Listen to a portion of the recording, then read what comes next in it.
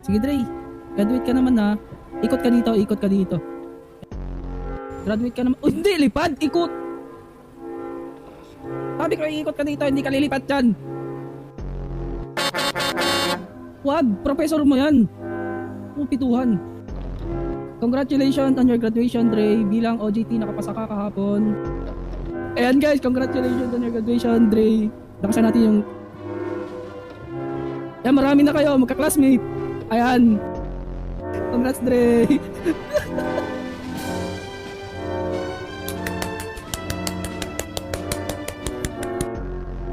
Congrats nyo guys, i-congrats na si Andre kasi graduate na siya.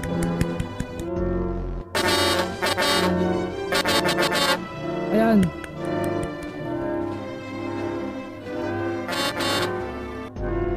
Thanks, utaray ko po.